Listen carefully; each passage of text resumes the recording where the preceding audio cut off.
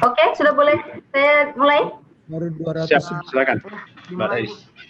Oke, selamat sore Bapak Ibu semuanya.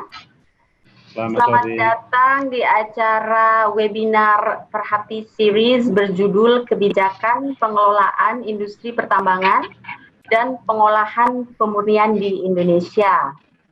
Acara ini secara berseri berkala diselenggarakan oleh Perhati dan senang sekali kita bisa menyambut Bapak Ibu cukup banyak hari ini, sudah ada 200-an peserta dan bertambah ya. Mudah-mudahan Bapak Ibu semua dalam keadaan sehat walafiat. Kita mengucap syukur juga kepada Tuhan Yang Maha Esa karena kita masih diberi kesempatan untuk bertatap muka dalam kesehatan dan keselamatan. Walaupun masih dalam bentuk virtual, tapi kita mengucapkan alhamdulillah. Semoga hari ini dapat memberikan manfaat bagi Bapak Ibu semuanya. Sebelumnya mungkin saya juga akan menyampaikan Perhati menyelenggarakan acara webinar ini juga melalui YouTube. Bisa diakses melalui bit.ly atau ly/perhatipusa, dan itu adalah live streaming YouTube yang bisa ditonton juga oleh Bapak Ibu semua sore ini ya. Perkenalkan, saya menjadi moderator untuk sore hari ini. Nama saya Balada Amor atau biasa dipanggil Dais. Saya di Perhati sebagai Wakil Ketua Hubungan Luar Negeri, kalau nggak salah gitu ya Pak Rizal ya.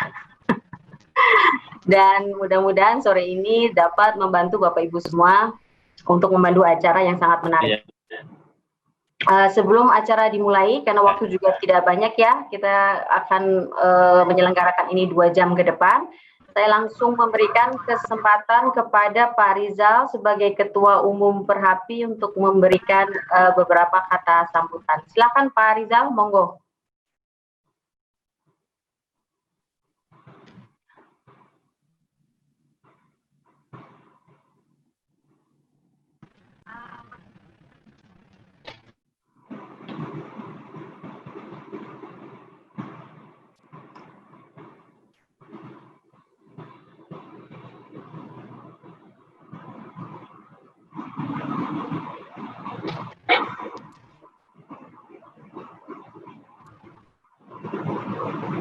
Silakan Pak Rizal.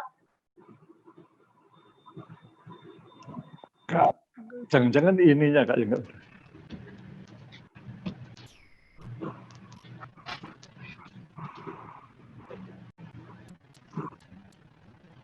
ada suaranya. Halo, putus-putus.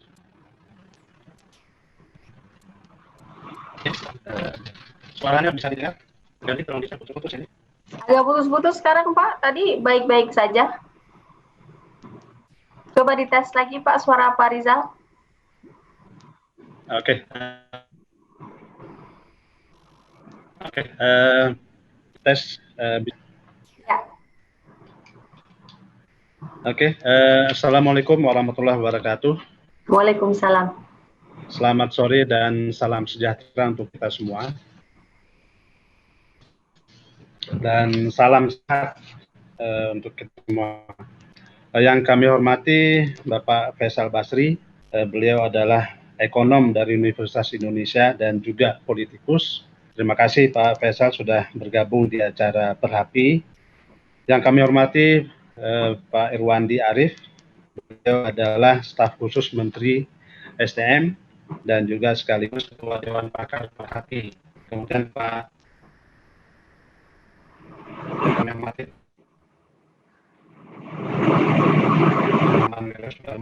beliau adalah anggota Dewan Penasihat Perhati dan juga pendiri Perhati, cukup senior di sini. Mbak Dais yang kami hormati. Kemudian satu lagi Pak Diakhiril.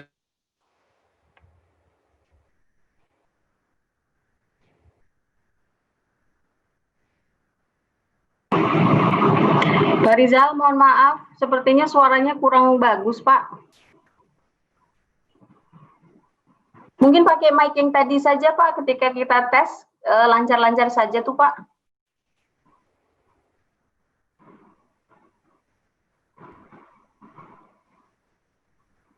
Halo, Pak Rizal. Bergabung sama kita. Nah, terima kasih Bapak pembicara yang telah bersedia untuk mengisi kegiatan webinar kita kali ini. Kemudian satu lagi Pak Diakhiril belum bergabung sama tentang kebijakan pengolahan industri pertambangan dan pengolahan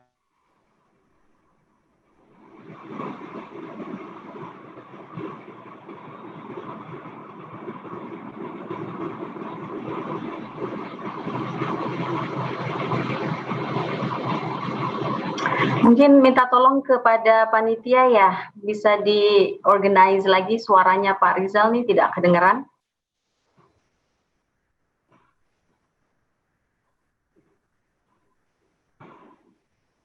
Halo Gandhi atau Yorna mungkin bisa bantu. Pemukiman di Indonesia. Nah, Bapak ini sedia untuk kedudukan Kanada. Terima kasih sudah bergabung. Nah, Bapak satu. Nah, salah satunya adalah Indonesia dan Kanada. Nah, Bapak dari buku virtual dengar. Nah, ini nanti bisa dibaca saja kalau suara saya tidak jelas. Kemudian next slide, Gandhi.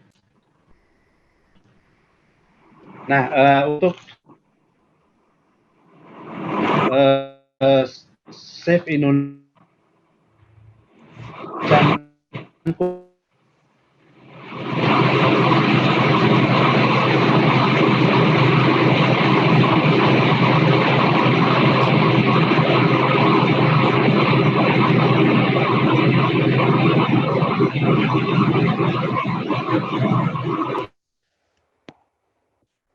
untuk Save Indonesian Pool yang kelima,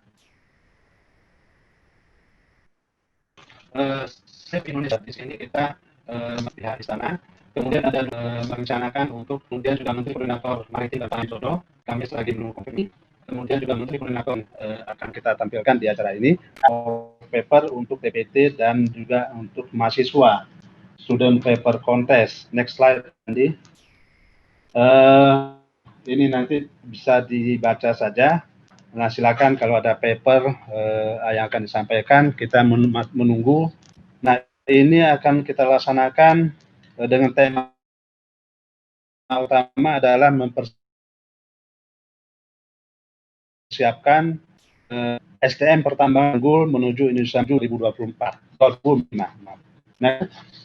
Nah, kemudian SDM pertambangan juga kita rangkaikan dengan acara ulang tahun Perhapi yang ketiga yang akan kita laksanakan. Itu ada di next slide. Nah, kemudian Sarasehan juga berikutnya adalah CEO Talk yang akan kita laksanakan pada tanggal 17 November 2020 di Bandung. Nah, untuk ini slide terakhir, berharap untuk selalu mengupdate data diri di serta dengan masuk ke link website Perhapi. Kemudian juga mohon untuk anggota yang belum bayar iuran dan secara teratur untuk membantu membayar iuran supaya kegiatan kita bisa terlaksana dengan baik. Nah, kemudian selamat mengikuti acara webinar ini. Mudah-mudahan ada manfaatnya untuk kita semua dan terutama untuk pembangunan industri pertambangan di Indonesia. Terima kasih kepada para pengacara dan moderator, juga kepada panitia yang telah melaksanakan kegiatan ini. Selamat mengikuti webinar ini. Saya akhiri dengan wabillahi taufik wal hidayah. Wassalamualaikum warahmatullahi wabarakatuh dan selamat mengikuti acara. Terima kasih, Mbak Dais. Waalaikumsalam. Terima kasih Pak Rizal. Sayangnya tadi di awal dan di tengah agak putus-putus suara Bapak, jelasnya malah yang terakhir tadi. Tapi nggak apa-apa, materinya nanti akan di-email ke seluruh peserta juga ya Pak ya? Ya. Siap. Selanjutnya kita langsung saja, saya akan memberikan sedikit gambaran mengenai presentasi hari ini. Akan dimulai oleh Bapak Profesor Dr. Insinyur Irwandi Arif. Beliau seperti disebut oleh Pak Rizal, saat ini dipercaya menjadi staf khusus Menteri ESDM dan juga sebagai Ketua Dewan Pakar Perhapi. Beliau akan mempresentasikan topik berjudul Tata Kelola Pertambangan Minerba Masa Depan Indonesia. Kemudian langsung disusul oleh pembicara kedua, yaitu Bapak Insinyur Rahman Wiryo Sudarmo. Beliau adalah Dewan Penasehat Perhapi. Namanya juga sudah sangat akrab di telinga kita karena beliau sudah berkiprah di sektor minerba sejak tahun 89 sebagai Direktur Pembinaan dan Pengusahaan Pertambangan di Direktorat Jenderal Pertambangan dan juga sebagai penasehat dan ketua penasehat Kadin Indonesia tahun 2015. Sebelum beliau juga kemudian menjadi salah satu pendiri Perhapi. Selamat datang kepada Bapak Rahman. Presentasi beliau akan dibawakan berjudul Value Chain Mineral Berbasis Konstitusi Menuju Industrialisasi Indonesia di Masa Depan. Pembicara ketiga sudah hadir juga di antara kita Pak Faisal Basri. Beliau tentu saja tidak membutuhkan introduksi lebih panjang karena beliau adalah ekonom top dari Universitas Indonesia dan seorang pengamat politik yang sudah sangat kita kenal. Presentasi beliau nanti berjudul Sistem Ekonomi dalam Pengelolaan Sektor Minerba yang dapat mewujudkan kemakmuran rakyat. Terakhir adalah presentasi dari Dr. Riyad Khairil. Beliau akan mewakili The Center for Energy and Resources Law dan membawakan materi berjudul Undang-Undang 3 2020 Quo Vadis Pertambangan Indonesia. Beliau akan menjadi pembicara terakhir sore hari ini, baru kemudian kita masuk sekaligus di satu sesi tanya-jawab. Nanti untuk aturan sesi tanya-jawab akan saya sampaikan sesudah pembicara terakhir menyampaikan materinya. Untuk menyingkat waktu, saya mempersilahkan sekarang Pak Profesor Irwandi Arif, monggo menyampaikan pemaparan pertama. Terima kasih Bu Dais sebagai moderator, dan saya ingin menyapa para narasumber yang saya hormati, senior saya Pak Rahman, Pak Faisal Basri, Pak Riyad, kemudian sudah ya dengan saya sendiri ya. Iya Pak. Kemudian saya melihat beberapa senior saya, tapi tidak semua saya bisa lihat karena banyak sekali, tapi secara kebetulan saya melihat Pak Rosik ya, Pak Rosik Budioro, kemudian ada Pak Bambang Setiawan, dan ada komut saya di sini Pak Agus Wartono, dan tentunya teman-teman semua yang saya hormati. Assalamualaikum warahmatullahi wabarakatuh. Selamat sore, dan alhamdulillah kita bisa bertemu kembali pada sore ini walaupun melalui Zoom. Nah, tugas yang diberikan oleh Perhapi kepada saya berjudul Tata Kelola Pertambangan Minerba Masa Depan Indonesia. Nah, tujuannya ini cuma satu, kenapa diperlukan tata kelola? Agar supaya semua hasil komoditas minerba kita ini bisa bermanfaat kepada rakyat sesuai dengan Undang-Undang Dasar 45. Nah nanti value change-nya itu akan diceritakan oleh Pak Rahman, kemudian minerba untuk siapa itu oleh Pak Faisal Basri, akan nyambung nih. Kemudian Pak Riyad sendiri mungkin tentang yang lain ya. Nah, Bapak-bapak dan Ibu sekalian, untuk menjawab ini, saya akan mempunyai presentasi yang kira-kira seperti ini. Jadi pertama, penguasaan negara atas sumber daya alam, kemudian kedua, keberjalanan tata kelola pertambangan, ketiga, perkembangan kebijakan tata kelola, dan kemudian rencana tata kelola pertambangan masa depan Indonesia. Nah, tentunya saya mempunyai sumber bukan hanya dari pertambangan Indonesia, saya menggabung sebenarnya kecenderungan daripada tata kelola pertambangan di dunia itu juga seperti apa. Nah, ini akan saya sampaikan secara tahap dan tentunya secara cepat. Ini kok nggak jalan ya, Loren?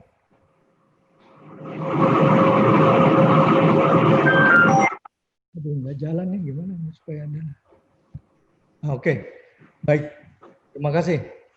Nah, yang pertama ini sebenarnya kalau kita lihat konsep penguasaan negara ini, saya coba ngambil contohnya dari apa yang disampaikan oleh Pak Muhammad Hatta dalam pidatonya. Beliau mengatakan bahwa pembangunan ekonomi dilakukan secara prioritas sebagai berikut. Kalau kita mampu ini dilaksanakan sendiri oleh negara. Kalau tidak, kita boleh meminjam uang. Ya. Kemudian, kalau juga meminjam uang kita belum mampu, maka badan usaha lain, termasuk asing, bisa masuk di dalam pengusahaan minerba ini. Jadi ini juga saya pelajari yang dibahas di dalam Mahkamah Konstitusi ya untuk persoalan ketenaga listrikan. Jadi memang di sini idealnya sumber daya alam itu dikelola oleh negara. Nah, kalau tidak, tentunya ada jalan yang tidak menyalahi undang-undang itu sendiri.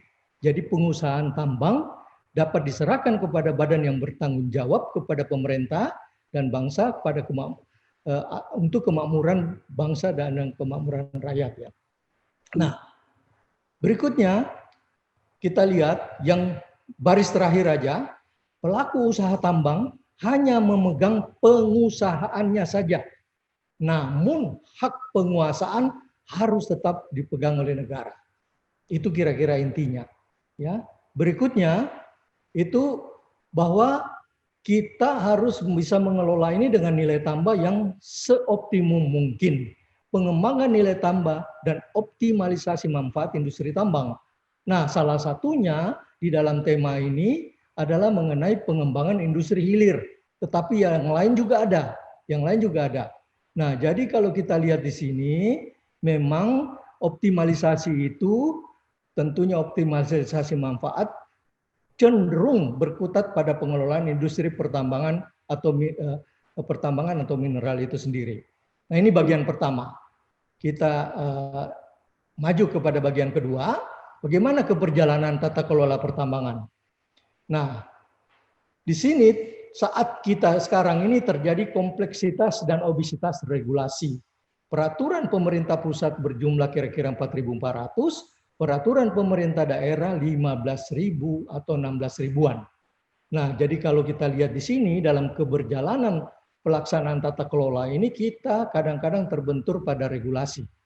Ya, dan institusi yang kira-kira bisa memperlambat proses dari tata kelola itu sendiri.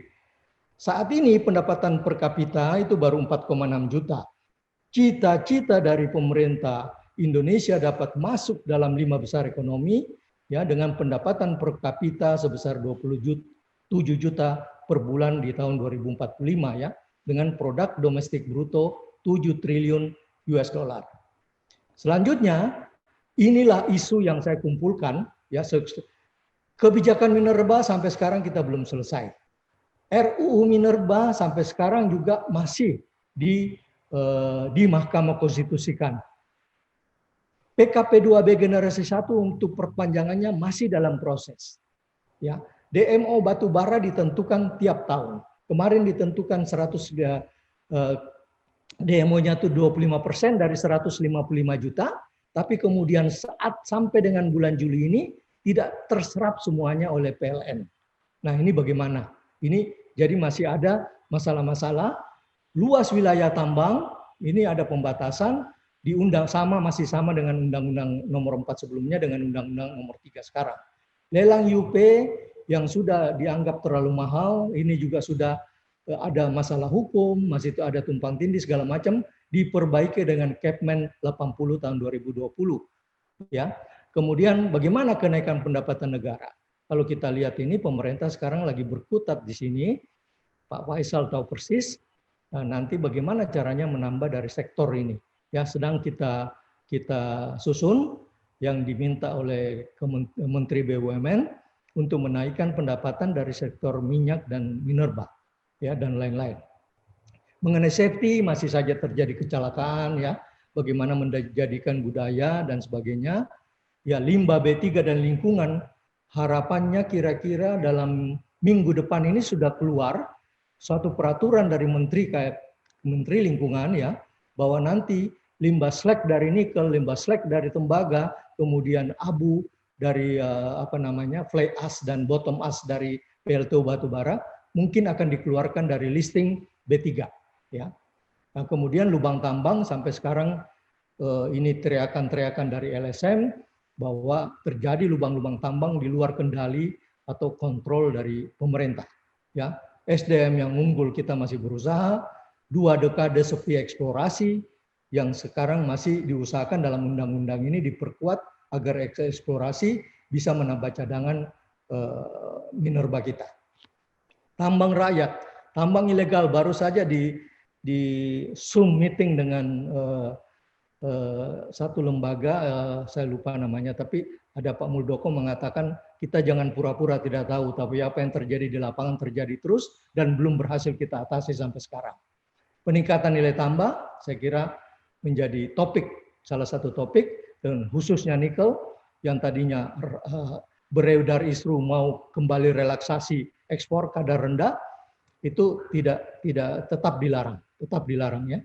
Karena memang kalau kita lihat pemerintah sedang menghitung bersama asosiasi dan industri, apa betul dengan berkembangnya semua smelter nikel yang begitu pesat, khususnya di hasilnya NPI, nickel pig iron, ferronikel dan nickel matte ini, cadangan kita apakah dengan kadar memerlukan kadar 1,8%, kira-kira berapa lama bisa bertahan kalau ini bertambah terus.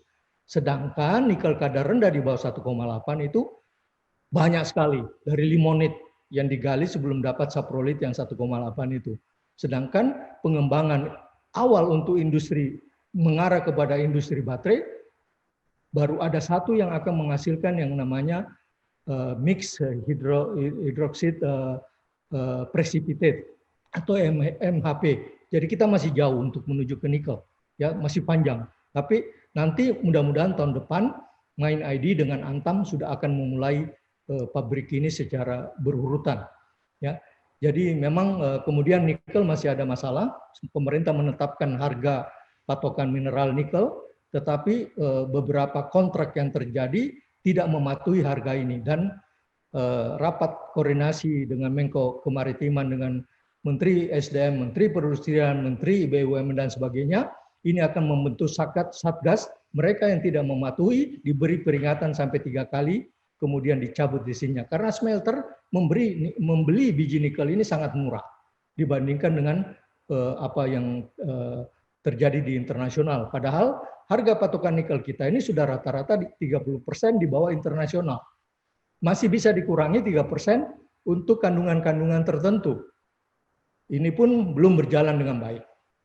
Bapak dan Ibu sekalian, kita lagi mengembangkan climate smart mining, tentunya nanti mungkin akan kerjasama dengan World Bank, ya.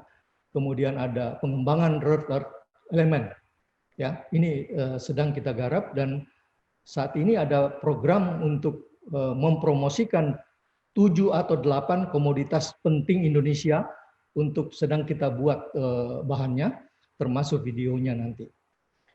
Bapak dan Ibu sekalian, itu adalah bagian kedua. Nah, bagaimana perkembangan kebijakan tata kelola pertambangan kita? Nah, saat ini setelah keluarnya Undang-Undang Nomor 3 yang ditandatangani Presiden pada tanggal 10 Juni yang lalu, maka ada 4 klaster yang akan kita bahas dan akan dijadikan 3 PP sebagai turunan dari undang-undang ini. Sudah selesai kami bahas, tetapi belum final, itu adalah PP mengenai pengusahaan. Nah ini jadi RPP-nya ini sudah, draftnya sudah selesai, kemarin ngebut beberapa bulan tiap hari rapat, dan 3 PP ini direncanakan memang dalam undang-undang dikatakan harus selesai dalam 1 tahun. Tetapi Menteri menyatakan harus selesai 6 bulan, yaitu di bulan Desember tahun ini. Banyak masalah bagaimana pendelegasian kepada pemerintah daerah, ya, kemudian dan lain-lain ya, bagaimana perpanjangan PKP 2B dan lain-lain. Semuanya kira-kira ada di dalam daftar ini. Dan kemudian ini laporan Bapak Menteri kepada Presiden kira-kira baru awal minggu kemarin yang melaporkan bagaimana proses pelaksanaan kemajuan dari PP 3 PP ini, ya sudah dikatakan maksimum 6 bulan. Kemudian yang penting juga adalah perizinan tinggal 1, Pak. Tinggal 1, yaitu perizinan berusaha. Perizinan berusaha, namun di dalam perizinan usaha ini masih ada tahapan eksplorasi dan tahapan operasi produksi. Kemudian ada peningkatan kegiatan eksplorasi seperti yang saya sebutkan tadi. Ya, karena 2 dekade berhenti sangat minim, ini akan ditingkatkan. Kemudian Undang-Undang Pertambangan Mineral dan Batu Bara ini, yaitu perubahannya Undang-Undang Nomor 3 ini, membatasi luas maksimal sebagai berikut. Ya, untuk eksplorasi, untuk produksi, untuk mineral logam, untuk batu bara dengan luas yang sedemikian rupa. Ya, dari 15.000 sampai 100 hektar. Ya. Nah, ada waktunya eksplorasi 8 tahun dan lain-lain ya. Berikutnya kita lihat, inilah bahwa kira-kira yang akan didelegasikan kepada pemerintah daerah yang kuning ini. Ini baru usul, ya nanti belum final. Yang ada di undang-undang yang pasti didelegasikan adalah IPR, pertambangan rakyat, dan surat izin penambangan batuan. Nah, tapi ini adalah usul Bapak Menteri kita, ini ke pusat, mineral logam dan batu bara semua ke pusat, dan lain-lain ini. Kemudian daerah itu adalah IPR, SIPB, batuan, tapi batuan yang tidak mengalami proses. Misalnya batu kapur yang mengalami proses untuk pabrik semen tetap di pusat. Ya, zeolit yang mengalami proses itu ke pusat. Ya kira-kira demikian. Nah, kemudian untuk perpanjangan dilaporkan juga bahwa harus ada pertimbangan matang, harus dievaluasi seperti ini, ya seperti ini dievaluasi secara sehingga nanti yang sudah masuk permohonan perpanjangannya itu adalah PKP generasi 1 yaitu PT Arutmin Indonesia. Dan nanti menyusul KPC, menyusul Adaro dan ada kira-kira 6 atau 7 perusahaan. Mengenai luas wilayah juga dilaporkan bahwa luas wilayah tidak secara otomatis diperpanjang sesuai dengan luas wilayah sekarang, tetapi dievaluasi oleh satu tim pemerintah dan gabungan yang lain, ada independen, orang independen yang kemudian akan membahas kira-kira kalau diperpanjang luasnya akan diberikan berapa. Nah, ini berdasarkan rencana pengembangan seluruh wilayah kontrak yang dimasukkan oleh perusahaan kepada kementerian, ya. Nah, kira-kira itu yang sudah dilaporkan perkembangan terakhir kepada Presiden. Ya. Nah, selanjutnya, Bapak dan Ibu sekalian, ini adalah untuk nilai tambah sesuai dengan apa yang ada di dalam tema dari hari ini ya. Jadi PMT itu wajib untuk mineral ya, mineral itu wajib. Semuanya wajib dalam 3 tahun ini sesuai dengan perkembangan mereka sedang membangun smelter. Nah, pada akhir 2023 itu sudah selesai dan harus melakukan pengolahan dan pemurnian. Nah, nikel itu tidak bisa diekspor karena sudah ada cap permennya yang melarang kemarin tahun 2019, jadi sudah tertutup sampai dengan Desember 2019. Nah, sekarang ini nggak boleh lagi ekspor. Ya, jadi itu kira-kira perkembangannya ya, dan nanti semuanya ini ada masalah nanti untuk sampai akhir Desember 2023 karena ada COVID. Ya, COVID ini beberapa pembangunan smelter sekarang lagi mundur semua. Nah, ini bagaimana kebijakannya karena nanti kira-kira akan bertentangan dengan batas waktu yang diberikan oleh undang-undang. Lagi dicari jalan keluarnya. Ini tidak mudah, ya. Bapak-bapak dan Ibu sekalian, bagian keempat ini bagaimana ke masa depan ke depan tentang masa depan Indonesia, ya. Untuk tata kelola. Andi mohon izin hanya mengingatkan waktunya ya Pak, tinggal 3 menit. Ya, inilah baik Bu. Inilah kira-kira nikel peringkat 1, timah peringkat 2, emas peringkat 5, boksit peringkat 6, batu bara peringkat 6, tembaga. Jadi kita memang lumayan, cuma cadangannya harus hati-hati. Ya, lanjut.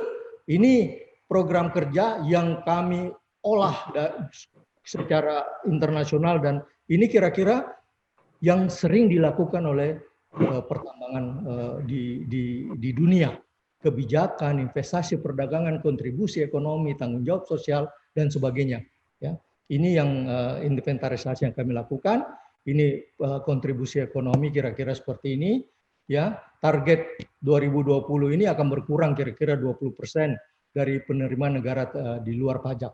Ya, dan bagaimana nanti hasilnya kita lihat karena pengaruh COVID ini Januari sampai dengan April tidak begitu terasa di pertambangan, tapi mulai bulan Mei sampai dengan sekarang sudah mulai terasa. Ya, bagaimana pengurangan dari ekspor, pengurangan permintaan dan sebagainya. Selanjutnya ini konsep digitalisasi sudah dirintis oleh Ditjen Minerba. Ya, ini bagaimana kita bertransformasi untuk meningkatkan efektivitas daripada pembangunan industri pertambangan kita. Ya, ini yang konvensional kita bandingkan dengan yang akan dilakukan beberapa program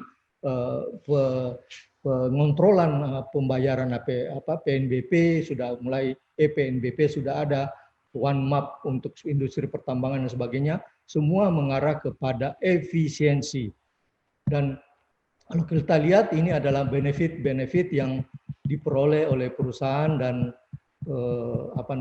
perusahaan dan pemerintah apabila menerapkan mining inisiatif 4.0.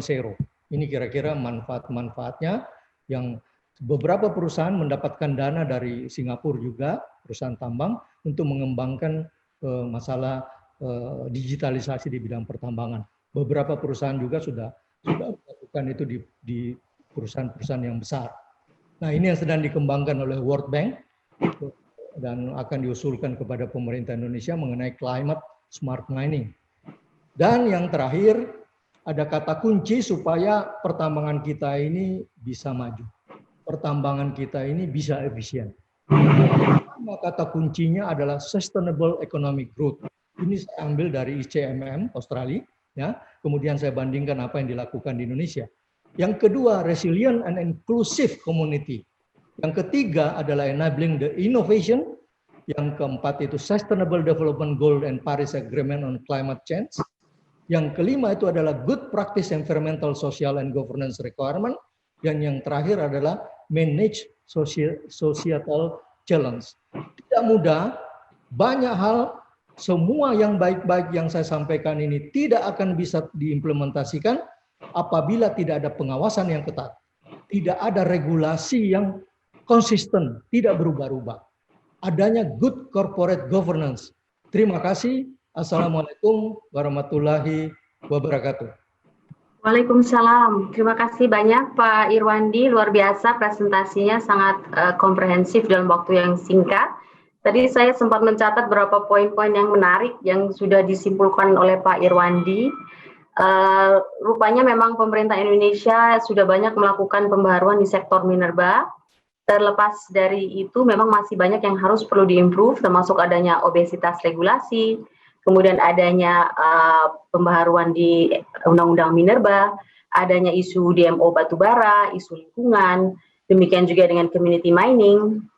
Dan yang sangat menarik tentu saja adalah kebijakan-kebijakan di Minerba yang bersifat climate resilient, atau memang sejalan dengan tujuan pemerintah Indonesia mencapai goals-nya untuk mengurangi emisi karbon juga dari sektor pertambangan. Tadi Pak Irwandi juga menyebutkan adanya Mining Initiative 4.0, itu sangat baik sekali untuk efisiensi. Dan last but not least adalah soal hilirisasi di sektor ini ya Pak ya, nanti akan diperdalam lagi oleh Pak Rahman dalam presentasi berikut. Dan untuk para hadirin yang ingin mengajukan pertanyaan, silakan memanfaatkan kolom chat yang ada di Zoom ini, atau yang ingin langsung bertanya kepada para panelis, nanti disediakan waktu di akhir sudah panelis keempat. Saya sekarang persilahkan pembicara kedua, Pak Rahman Wiryo Sudarmo, silakan dengan tema berjudul Value Chain Mineral berbasis konstitusi menuju industrialisasi Indonesia di masa depan. Monggo Pak. Bapak masih di mute, maaf. Oke, Siap. Terima kasih. Saya minta kepada para partisipan yang mendengar ini santai saja, anggap ini seperti cerita sebelum tidur ya. Ini saya akan share. Nah, ini judulnya ya. Jadi di sini tuh yang penting adalah value change, ada masa depan ya, dan ada yang berbasis konstitusi. Oke. Ini kombinasi dari itu ya.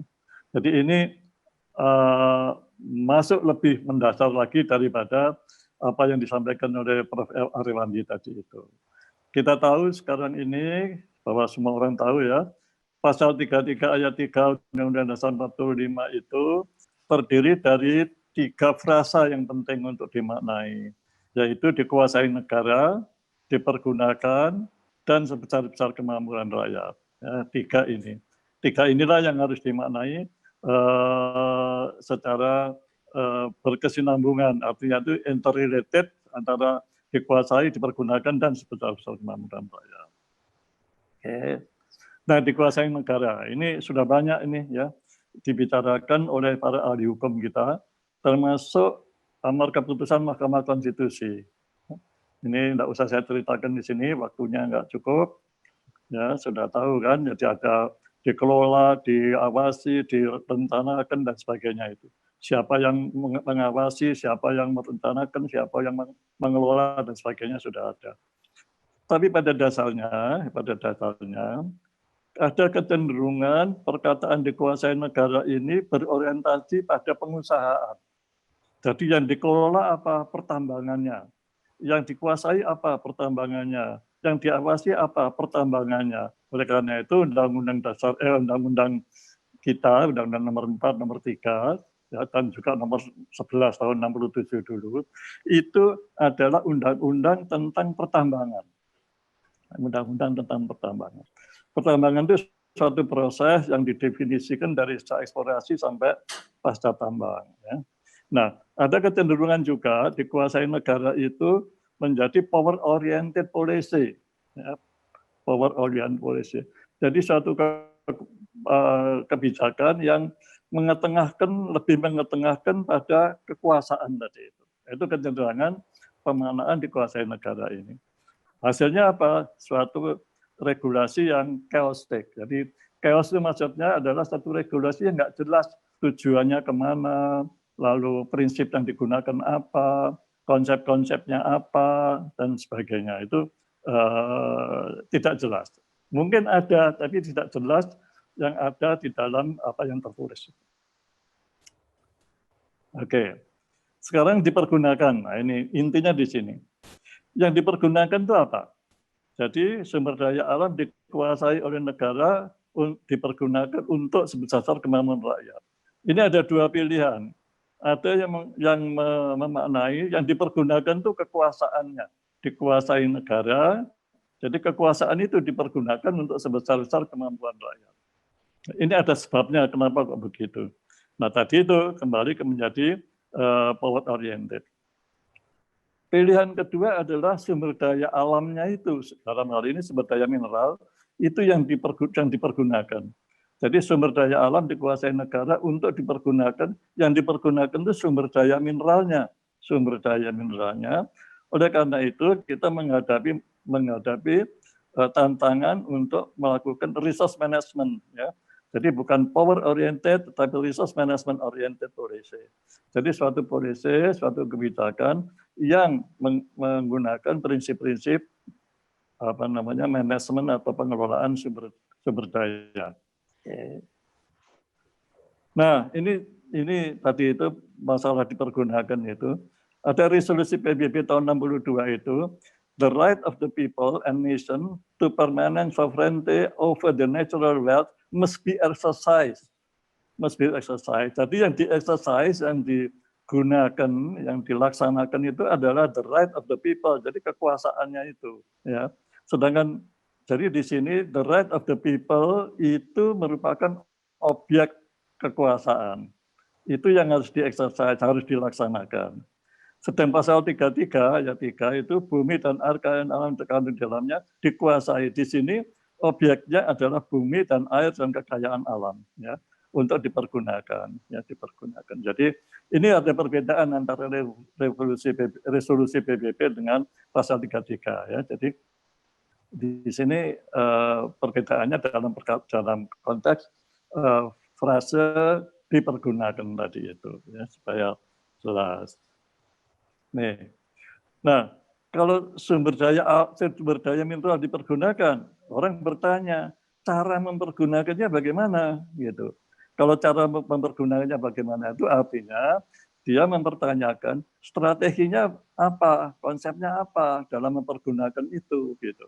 Harus ada, kan gitu ya, harus ada. Jadi apa saja yang menggunakan digunakan itu harus ada menggunakan sesuatu itu harus ada strateginya, ada konsepnya. Punya mobil untuk digunakan harus ada strategi dan konsepnya meskipun tidak selalu disadari. Tujuan strategi dan konsep ini adalah untuk supaya bagaimana supaya sebesar-besar kemampuan rakyat itu tercapai. Ya. Oke, jadi. Nah, sekarang menetapkan strategi dan konsep. Itu ada pertanyaan lagi. Mineral strategi dan konsep itu mineral diperlakukan sebagai apa? Diperlakukan sebagai materi di sini itu benda atau komoditi sekarang. Ya. Diperlakukan sebagai komoditi atau diperlakukan sebagai sumber daya. Ya, sumber daya. Jadi ini jangan sumber daya di sini ini jangan dikacaukan dengan sifat cadangan yang masih sumber daya menjadi cadangan dan sebagainya, bukan. Jadi sebagai resources, sebagai aset sebetulnya, sebagai aset. Nah, ini akan menciptakan strategi dan konsep yang berbeda nantinya. Kalau dia dianggap sebagai komoditi dan dianggap sebagai sumber daya mineral, itu konsep dan strateginya akan berbeda nantinya. Oke. Nah, sekarang kalau mineral diperlakukan sebagai material atau sebagai komoditi, ya, maka ada kecenderungan dia untuk dieksploitasi, ya, eksploitasi. Jadi arahnya adalah eksploitasi. Nah, kalau eksploitasi kita akan berbicara tentang value added strategy. Jadi strateginya value added, ya, value added. Value added ini adalah peningkatan nilai tambah, ya, nilai tambah gitu. Nah, apa tujuannya? Tidak lain adalah untuk financial gain gitu. Ini biasanya dilakukan oleh perusahaan, ya, oleh korporasi. Korporasi itu melihat mineral itu sebagai komoditi, maka dieksploitasi dan tujuannya adalah nantinya itu ada hilirisasi dan sebagainya itu. Tujuannya tidak lain adalah mendapatkan financial gain, gitu ya.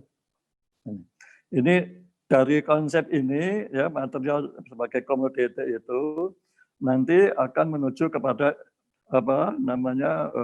praktek-praktek apa yang dinamakan rent seeking dan sebagainya itu, ya. Ini Pak Faisal Basri ini sering betul ngomong perkara rent seeking ini pemburu rente katanya itu, ya, kayak gitu. Nah, sekarang bagaimana kalau mineral itu diperlakukan sebagai sumber daya? Kita akan berhadapan dengan depleting asset management. Ya, jadi memanage suatu aset yang sifatnya depleting, yang selalu berkurang nilainya, begitu ya. Nah, untuk itu maka konsepnya adalah value chain development, pengembangan value chain. Value di sini bukan nilai, value di sini adalah kemanfaatan, gitu ya, kemanfaatan. Sekarang saya kasih contoh aja lah, analogi ya, misalnya gini. Kalau saya mempunyai sebuah gedungnya itu sudah kurang bagus, ya, kurang bagus. Ini datang ini Pak Rizal Kasri, datang sama saya, Pak, gedungnya daripada nganggur, ya, bagaimana kalau saya sewa, katanya. Oh boleh, disewa, mau pakai apa? Oh saya mau pakai untuk restoran. Maka Pak Rizal itu mengeksploitasi gedung tadi itu. Ya, gedung dieksploitasi jadi restoran. Tanda tangan kontrak sama saya sebagai penyewa. Sudah berhenti sampai di situ. Jadi kemanfaatan mineral atau gedung sebagai komoditi tadi berhenti sampai di situ. Ini penyewa ini sudah mantap, sudah senang, sudah puas, sudah bahagia kalau dia sudah mendapatkan keuntungan dari restoran yang disewa itu tadi. Hubungan antara penyewa dan pemilik ini itu dinyatakan di dalam peraturan atau kontrak atau perjanjian dan sebagainya. Jadi yang kita akan berkutat antara penyewa sama pemilik itu berkutat pada financial gain tadi itu. Aduh ini musim COVID begini minta diturunkanlah sewanya. Gitu. Kalau sedang ramai nanti pemilik mengatakan ini dinaikkanlah sewanya gitu ya dan sebagainya itu. Di situ akan terjadi tawar-menawar itu ya. Nah, undang-undang kita itu sekarang bersifat seperti itu ya. Bersifat seperti itu. Jadi kalau nanti komoditi naik harga tinggi, dia mengatakan sama investor, itu enak kamu ya, harga komoditi tinggi, ini minta ditambah, ini naikkan royalti dan sebagainya. Tapi sebaliknya, kalau komoditi lagi rendah, pemerintah kekurangan fiskal, sempit, maka dia datang lagi, itu kamu naikkan juga pakai ekspor ini, ekspor itu, pakai tax dan sebagainya, itu tak perlu itu. Nah, ini perbedaan antara keduanya ini penting nanti untuk menilai keadaan sekarang itu bagaimana, gitu ya, keadaan sekarang bagaimana. Nah, sekarang value change. Kalau kita menggunakan manajemen sumber daya tadi itu, mineral sebagai sumber daya, sebagai resource, ya, maka strategi yang saya tawarkan ini adalah industrialisasi Indonesia. Konsep yang dipergunakan adalah value change development. Jadi value change ini. Ya, nanti saya terangkan value change. Nah, industrialisasi Indonesia ini ya, itu tujuannya ya, adalah agar Indonesia menjadi negara industri. Artinya apa? Indonesia berubah dari sistem